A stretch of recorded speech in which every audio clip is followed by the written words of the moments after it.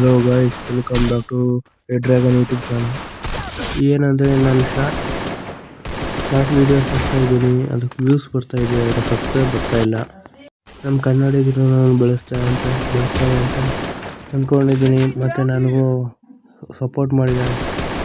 ಅದೆಲ್ಲ ಬಿಡಿ, ನನ್ನ ಡ್ರೆಸ್ಸೇ ಆಗಿದೆ.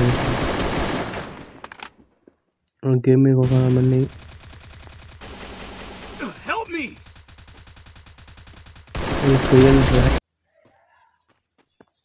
ಮೇಲೆ ನೋಡಿ ಗೈಸ್, 3-1 ಸ್ಕೋರ್ ಆಗಿರುತ್ತೆ. ಏನೋ ಆಗೋ ಈಗ ಮಾಡ್ಕೊಂಡು ಆಡ್ತೀವಿ.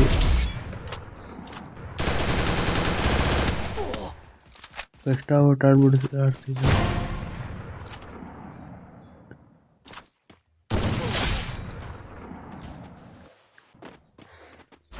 ಇಲ್ಲಿ ನೋಡಿ ಗೈಸ್, ಅವನು ಡೌನ್ ಆದ, ನಾನು ಡೌನ್ ಆದೆ. ಅವನಿಗೆ ಹೆಡ್ ಸಿಕ್ತು. ನನ್ನ ಹತ್ರ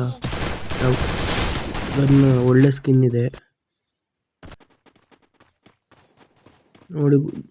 ಲಾಸ್ಟ್ ರೌಂಡ್ ಫುಲ್ ಹಾಕಿ ಸ್ಕೋರ್ ಆಗಿರುತ್ತೆ. ಇಲ್ಲ ಕಿಟಕಿ ಹೊಡಿಯೋಣ ಅಂತ ಹೋದರೆ ಡ್ಯಾಮೇಜ್ ಬಿಡುತ್ತೆ.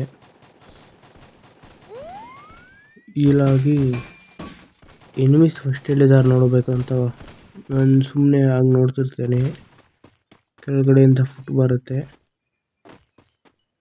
ಅವನು ಹೊಡಿತೀನಿ. ನನ್ನ ಹತ್ರ ಎಂತ ಏನಿದೆ ಅಂದರೆ ಬಾಡಿ ಹೊಡೆದ್ರು ಬೇಗ ಡೌನ್ ಮಾಡಿಬಿಡ್ತಾರೆ.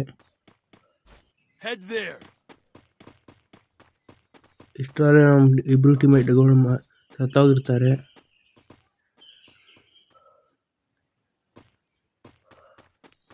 ಅಪೋನೆಂಟಲ್ಲಿ ಇಬ್ಬರು ಇರ್ತಾರೆ, ಡೌನ್ ಆಗಿರ್ತಾನೆ. ನೋಡಿ, ನಮ್ಮ ಟೀಮೇಟ್ ಹೊಡಿದಿರ್ತಾರೆ. ನಾನೊಬ್ಬನ ನೆಡ್ಡಲ್ಲಿ ನಾಕ್ ಮಾಡ್ಕೊತೀನಿ. ಮತ್ತು ಇನ್ನೊಬ್ಬಂಗೆ 63 ಬೀಳುತ್ತೆ.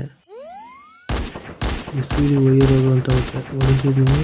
ಅಲ್ಲಿ ಗ್ಲೂವೆಲಿಂದ ಸುಮಾರು ಡ್ಯಾಮೇಜ್ ಬೀಳುತ್ತೆ.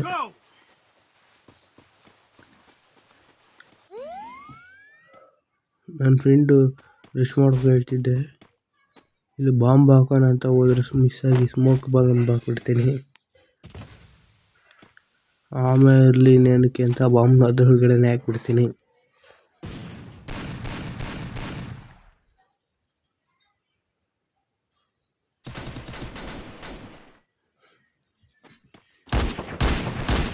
ಅಪೋನೆಂಟಲ್ಲಿ ಒಬ್ಬ ಡೌನ್ ಆಗ್ತಾನೆ, ನನ್ನ ಫ್ರೆಂಡು ಡೌನ್ ಆಗ್ತಾನೆ.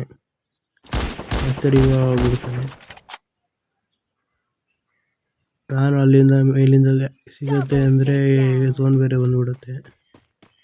ರಶ್ ಮಾಡಿದ್ರೆ ಇಬ್ಬರು ಹೊಡೆದು ಬಿಡ್ತಾರೆ.